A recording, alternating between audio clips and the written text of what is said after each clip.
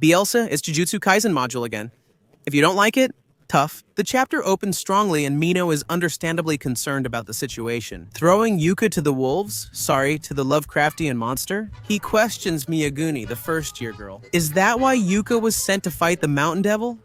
She says it's her only option because of her illness, which makes me realize they're not sending her because she has a chance, but because of her illness. Sending her specifically to die in that battle would be less bad than sending a healthy person. Damn, the world of sorcery is definitely something else, but hey, they work pretty efficiently. From a logical perspective, does it make sense to send the terminally ill one?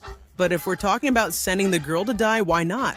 Wouldn't it just be better to give up? Anyway, right there, these two talk about other options, and the possibility comes up of literally bombing Deborah with the combined weaponry of Japan and the United States, ending up with hydrogen bomb against hydrogen bomb. But they both know that launching futuristic weaponry, even in remote areas, would only cause an unnecessarily large number of deaths. I mean, how could you forget when it already happened? Anyway, considering that the weapons have to be strong enough to do to Deborah what the gas did, and well, I think all of Tokyo would explode before Deborah does. Seeing this, and since the defense agreement between both countries wouldn't apply, in this situation, Mino raises a serious possibility that some other country might launch a little nuclear attack against Deborah. Just imagine how desperate things are. The characters are considering dropping a nuclear bomb on the antagonist because they have no idea what else to do. I mean, it seems crazy to me, but Miyaguni herself tells him that this is serious, that there isn't a single nation willing to bear the shame of dropping another atomic bomb on Japan. I didn't want to say it myself, but of course, that would be too much. I mean, in a way, I see it as normal because, like I said, I don't think any country wants to label itself like that. We sent the third one, huh? And what about her? He also claims that Japan currently has latent nuclear capability, since even though they declare they don't have nuclear weapons, they do have the technology and materials to make them at any time. It's kind of like a legal loophole, right? It's like saying it's forbidden to have knives, but I have a handle and a blade separately, and whenever I want, I can put them together and have a knife. No, I don't have a knife because, of course, I only have a handle and a blade. True, you don't have a knife until you need it. Then suddenly you do. Even after 7 decades, the United Nations remains unchanged. Because when they asked about the possibility of some country lending a few missiles to take out Satan at the United Nations, literally, they said, well, use your own weapons, you do it yourselves.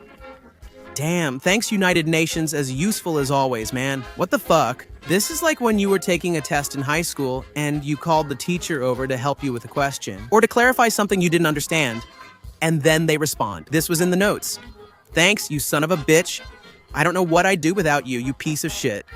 Let's see. Remember, this manga is set in a timeline where Japan isolated itself from the world for centuries, that they had an almost unreal military capability. This sort of fantasies mangaka have, where Japan is represented by a few people and the rest of the world can barely use arrows. I mention it because Mino makes a sarcastic comment about the United Nations' response, saying it's obvious they don't like us very much. This suggests that despite many agreements in recent years, other countries still distrust a nation that kept such a secret for so long. This is actually logical and reminds me of Black Panther, where viewers already know Wakanda is a highly advanced nation.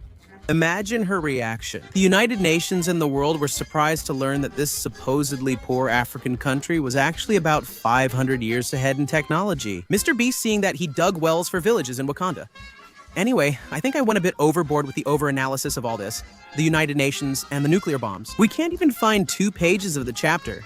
Since the bombs are canon here, what did the sorcerers do when they fell? Anyway, it doesn't matter. Let's change the perspective. In a Simuria twins flashback, Maru examines a Moor mineral his father owned. Kurosu confirms he cared for this material until his death. Because that mineral could convert cursed energy into any power, it was very valuable. The main conflict between Discant and Rumel was over that mineral, but Maru doesn't really care. But when he touched the stone, he realized his father was a complete idiot. Because the so-called mineral he even died for was nothing more than a literal worthless rock. It's like when your friend thinks he found a diamond, but it's just zirconia. Such a nerdy reference, right? And then Maru throws it to the ground and starts smashing it, just like that, real basic, while Kurosu watches the scene crying. But the funny thing here is that Maru never told her it was just a simple stone. He only said her father was an idiot for dying to protect a mineral. I guess what Maru didn't want was for his brother to grow up thinking their father was a complete idiot. It's like being tricked with Monopoly money. But calling your father an idiot and stomping on the stone in front of your brother seems a bit much. Still, that was a bit over the top, but hey, who am I to judge? Although Maru himself wonders if that lie he told was actually how he really felt. And here they give us a pretty important revelation, which is that despite how happy and kind he always appeared to us, Maru was always the most devoted to his warrior role. Well, the equivalent of a sorcerer for the Shimurians, showing more character, while Kurosu was the kinder, more sensitive one. Over time, Maru realized his own stubbornness and inflexibility after witnessing the kindness of his brother, and even his master's killer. His father died protecting that piece of Mur, while Maru, by holding onto his warrior role, caused his brother to be given away. The gods of Olympus have given me up, which is different entirely. Maru is acting really sad, like an emo 14-year-old with a Bart Simpson profile pic. He keeps saying he wants to talk to his brother and apologize, which makes me think his brother has already died in these 2 months. Although it's not said outright, but if that's the case, damn, that's rough. While Maru cries dramatically on a rooftop, Suguri arrives there thinking about the Shimurian story. According to what they told us, they were basically relegated to being the planet's poor tribe. How did they manage to build a spaceship that could carry 50,000 people through space? Standing before him, Suguri confronts Maru, saying he already knows the ship was his doing, since the Mur reacts to both cursed energy and techniques. He knows it was the technique that let the Shimurians reach Earth. And then, Maru confesses that even though the Mur is pretty epic and weird with its stuff, not all mineral is like that. You need mining knowledge to get pure pieces. I mean, Dula literally not only left them a lifetime supply of the rarest and most valuable mineral on their whole planet, but also went through the trouble of searching, finding, transporting, and hiding the purest minerals she could find. She's the greatest of all time in the team's carry, bro. What the fuck? At that moment, Maru confesses that the ship wasn't his creation, but that it was him, together with his brother, that made it possible for that space rectangle to be born in the first place. Suguri tells him, "Bro, I searched for you so long I didn't think I'd find you." Which makes it clear to us that these two haven't even spoken to each other during these damn months. I'm just saying. With both races involved in a conflict for species preservation, it's not like communication was something easy to achieve either. It's like when you want to meet up with your childhood friend, whom you haven't seen in a long time, but then you remember he's Jewish and you live in 1940s Germany. So Maru, acting all Sasuke, all edgy, the friend separator, tells him that he wanted to talk to him at least one last time. That sentence already hints at where this is going.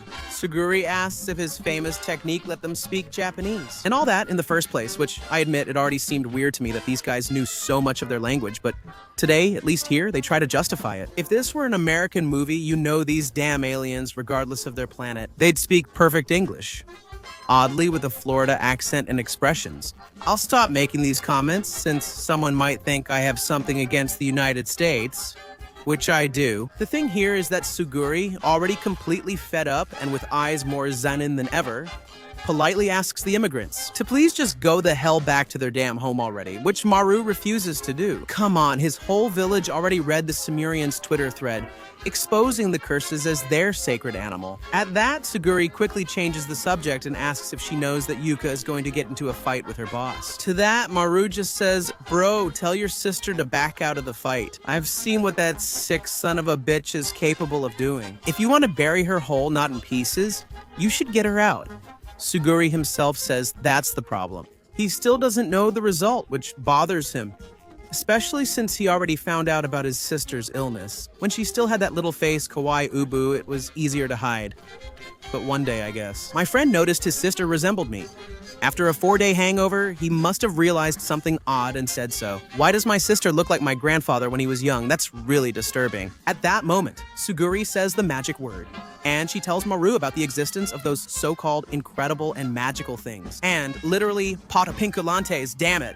How the hell did the Potapinculantes get into the original work? That's disgusting, isn't it? I just have the binding vote, which boosts my power 50-fold, but only if I attack people named David, and if I hit anyone else, my hand explodes. Stuff like that. But it doesn't matter since Maru says even with that power boost, Dabura could just put his hand on his face and say, "Truth or dare." I dare you, can you handle this? No, it's true. It's true that you can handle this. That's when Suguri reveals to him what illness Yuka had been looking for as a reason to risk her life. In 3 months, she's headed to the gulag. Though he wants to stop the duel, he at least wants to give her a final few months. Shouldn't life be more than just her having fun? What's with that? Which makes me happy, to be honest, because Yuka really didn't want her brother to see her as a poor victim who deserved pity. Wrapping up the conversation with, "I want to go all out, even if it's just for a week or a day." Isn't that an older brother's duty? Look, Choso, your legacy lives on, but remember, this isn't over. After the speech, Suguri tells Maru again to leave the planet with his people and find a new one. "Just get off the cyber," Maru repeats, telling him not to mess with it since he already has it. There are 50,000 people on the ship, including women and children. It's pretty wild, as the kids would say. And the thing is, the trip from Simuria to Earth took 2 damn years. Including the detail that for 2 years, they had no idea where they were going. So they could have easily been floating there in the ship for centuries. Or even worse, they could have ended up in Venezuela. Seriously, the guts they had for this mission. They were literally floating blindly through space, hoping there would be another planet with the right conditions to settle without blowing up. They basically won the lottery by finding this planet. And if they're kicked out, there's no guarantee they'll ever find another remotely similar one. These guys aren't leaving. No way, but there's more. Maru tells Suguri, "You mentioned Yuka, but I can also bring up the Karajan issue and, most importantly, what happened with my brother." The chapter ends with this incredible, beautiful panel where Suguri corrects himself, telling her that now he's not asking, but demanding that they leave the planet. Maru replies he won't do it because he's a warrior and a fighter. This unfolds in a stunning shot. Both draw their weapons, ready to kill, while Yuka's plane appears between them, straight into a fight to the death in which they're definitely going to go all out. I know I say this a lot, but you can really tell when a mangaka is only good at drawing or writing, not both, though some excel at both. Before sharing my final opinion, I want to start ending my weekly reviews with a few brief theories. Again, this is just what I personally and subjectively think while I'm totally high. I think it could happen. All right? And all of this will be theories about what might happen in the next episode. So,